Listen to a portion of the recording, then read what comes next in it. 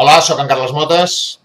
Avui us vull parlar de diverses coses. Ja sabeu que darrerament estic utilitzant el vídeo per comunicar-me amb vosaltres, sobretot quan tinc coses que vull explicar d'una manera més llarga, que no me permet doncs, ni el Twitter ni el Facebook.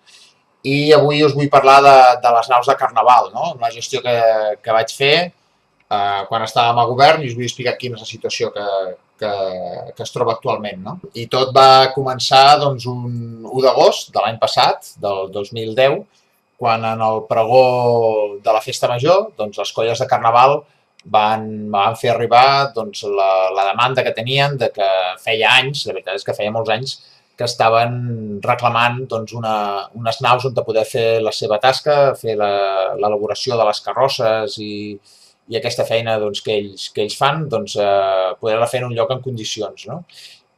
Vosaltres podreu valorar en quin punt es trobem i si creieu que la gestió que s'ha fet ha sigut encertada o no. Doncs després d'aquest 1 d'agost, on vaig agafar aquest compromís, es comença doncs, a treballar. No? La veritat és que encarrego aquesta feina a una persona molt vinculada al tema del Carnaval i les associacions i les colles i demés, com és la Laura Igaviva, que en aquell moment era la regidora de Cultura, i també en Pere Ararà, que era el regidor d'Hisenda en aquell moment per tal de buscar el finançament necessari. No?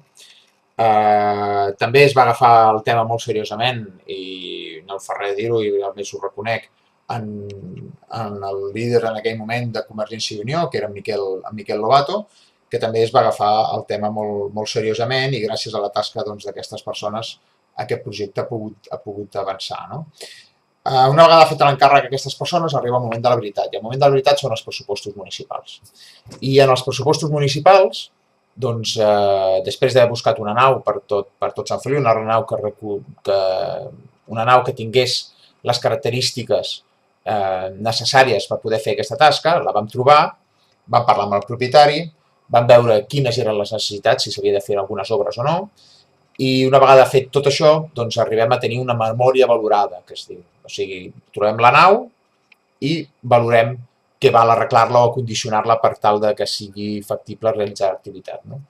Aquesta valoració ens dona, així per sobre, que costava la nau 278.000 euros poder fer una activitat que reunís totes les condicions d'antiincendis, de capacitat, de la ubicació, que el contracte fos correcte, doncs tot això es va portar des de l'agost fins al desembre, que va ser quan es va aprovar el pressupost municipal. No?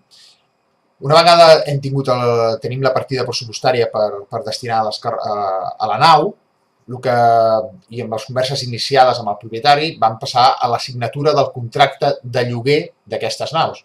I aquest és un contracte que es va fer públic i que es va passar per un ple.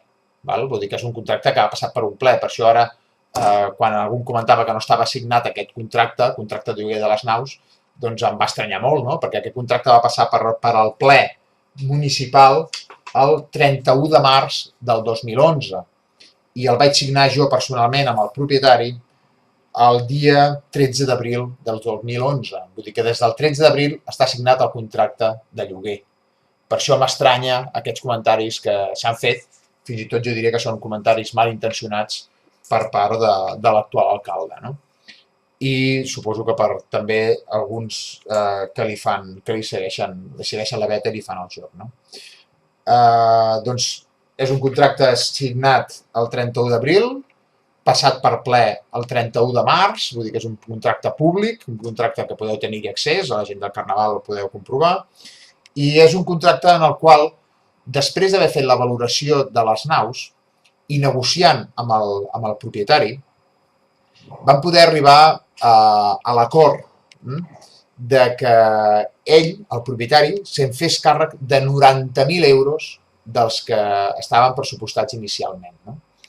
Vull dir, van pressupostar, si recordeu, 278.000 euros, que és l'import total que valia condicionar les naus, i amb la negociació amb el propietari vam aconseguir que ell se'n fes càrrec de 90.000 euros de reparacions d'aquesta nau. O sigui, que en el pressupost municipal hi ha 278.000 euros per les naus, dels quals sobren 90.000 euros.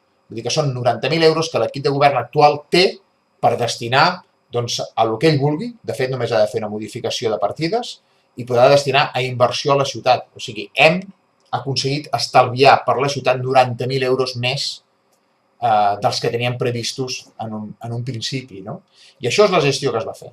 I aquesta és la veritat. Què falta? Quin procés faltava? O sigui, teníem el pressupost fet, els diners assignats i reservats només per fer això. Teníem el contracte signat per 10 anys, on s'especifica la clàusula de que el propietari se'n farà càrrec d'aquest import de 90.000 euros i teníem el contracte passat per al ple municipal, que eren tots els tràmits importants. Què falta? Doncs faltava contractar el paleta. O sigui, buscar un paleta que pogués fer les obres.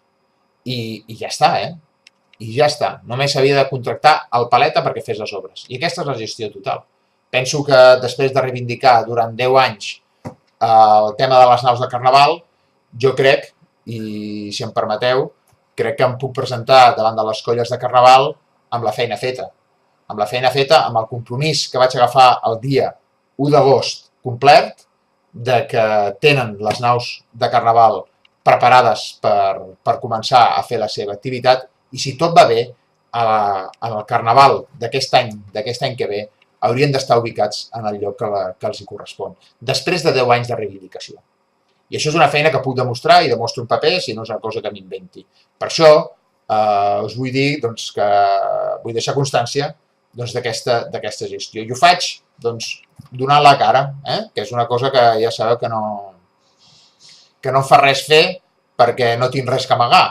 La meva gestió ha estat transparent, es pot discrepar, per descomptat, es pot pensar que no era una obra necessària, però en aquell moment l'equip de govern va pensar que sí que era una obra necessària perquè teníem un informe també municipal que ens deia que les condicions de treball en aquella nau eren perilloses i que no es podia continuar fent aquesta activitat. Vam posar-nos mans a l'obra i ja us dic que no és un mèrit meu, sinó que és un mèrit de bàsicament 3 persones en aquell moment, que era la Laura Igaviva, regidora de Cultura en aquell govern, en Pere Ararà, el regidor d'Hisenda, per l'esforç que va fer per trobar aquest finançament, i d'en Miquel Lobato, líder del grup de Convergència i Unió, en aquell moment que va aconseguir que el seu grup, tot i haver-hi discrepàncies, pogués votar-hi a favor. I aquesta és l'explicació que us havia de fer i fins aquí aquesta explicació. Espero que hagi quedat clar i ens tornarem a veure en una altra ocasió que serà ben aviat. Gràcies. Adéu.